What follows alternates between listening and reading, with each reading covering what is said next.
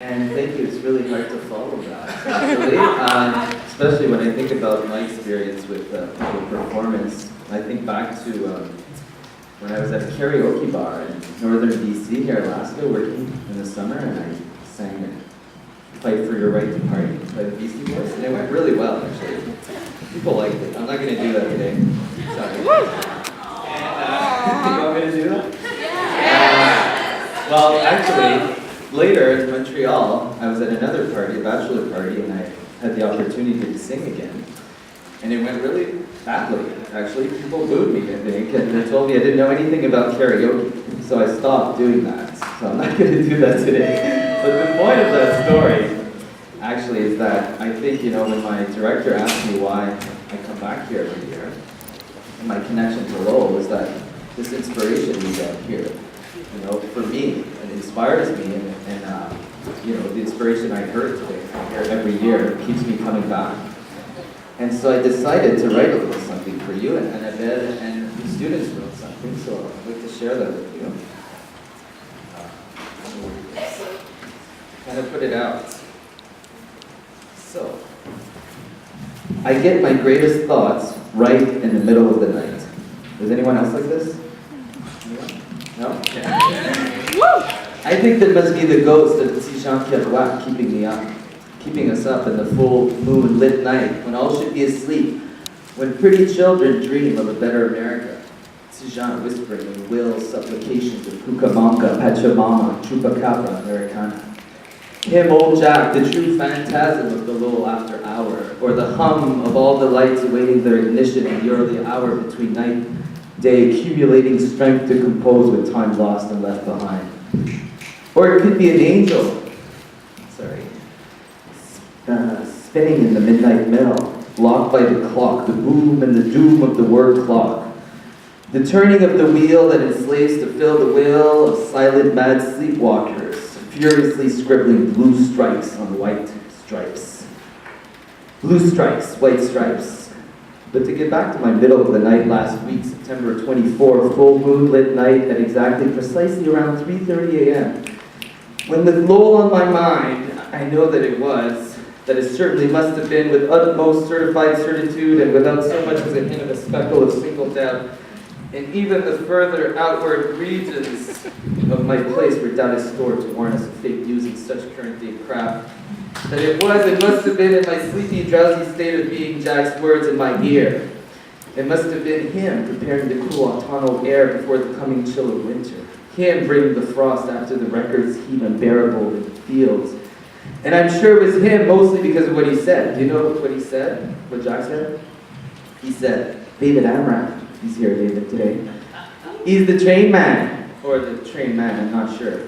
And I know that this sounds crazy to you all, especially if you don't know David.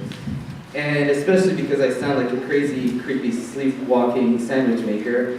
But it all makes perfect sense in this heavy fall descending upon the earth, this railroad earth. The words I heard were clear because he spoke thus and said, Olivier, that's me. He said, Olivier, and he added, just to complicate things, he said not quite clearly, and almost 3:35 a.m., so this is longer than you thought, right? Last week he said, Amram is the brake man, the caboose man, the conductor and engineer. He makes beats, blows the horns, chokes the heat, pumps the pipes, orders the air test, pumps the pipes, gyrates the rods, all the while calling out the numbers on the zooming zipper from the California line to hear in this awesome theater in Lowell, Mass. And he told me, this is what he said, from the place of his ancestors. If I was asked to say something that I should say, Amram is the train man. Because David understands the meaning of this great poetry competition. When he spoke about his mosaic of cultures, the coming together of people and ideas, he knows that poetry is magic, that it unites and brings us together to share and listen to each other. And I just know that you're going to get to say this, and this is the proof today, to share this wild dream with the whole audience here. And that scares me a little bit. A lot, actually, because it's one thing to write alone in the dark hours now oscillating between 3:35 and 4 a.m., but it's another to share your dream, your private innermost thoughts, naked except for maybe some pajamas, shielding your ego. So when Suzanne Keith asked me to speak today, I knew it was true, it had to be true. That even if I was afraid, I had to talk about David, and I remembered that last year at the competition, the amazing MC who wrote a great poem about gummy bears and I had to buy gummy bears for my students at Christmas because of that. The magic of poetry. I remember he called David wrongly, but maybe rightly, he called him David Amram. And my mind just about exploded. And we laughed. Some of you remember this? You remember? No? But suddenly, I read that. Yeah, reading Lonesome Traveler and the Railroad Earth and David Amram's The Amtrak Zephyr, but instead of moving west to California, is returning to Lowell and magnificent touches of amazing graces on tubular tin and sometimes wild hootings on Chinese cylinders, just like the coming of spring that breathes beauty and caresses the world. And so when Suzanne asked me if my student would read today, I thought they might be afraid, and I asked, and they did, right? And I might come and introduce this writing that I share with you. And like most of you did today, pouring your hearts out on the page, blue stripes on white stripes. And every year, coming back with new students and taking all in, all these thoughts and this wonder, and I'm certain that it's because of the magic of poetry, and because of the ghost of Lowell High. So now, you want to hear what the students wrote.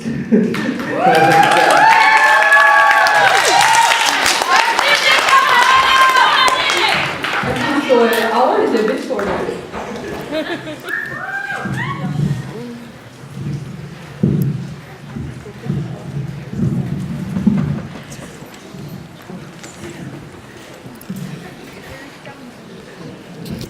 Yes. You got this? Woo!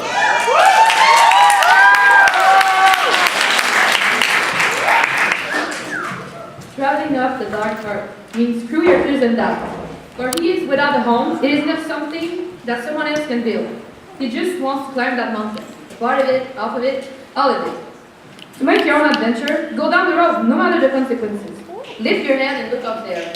Appreciate the feathery shore and accept the wildest kid's dream.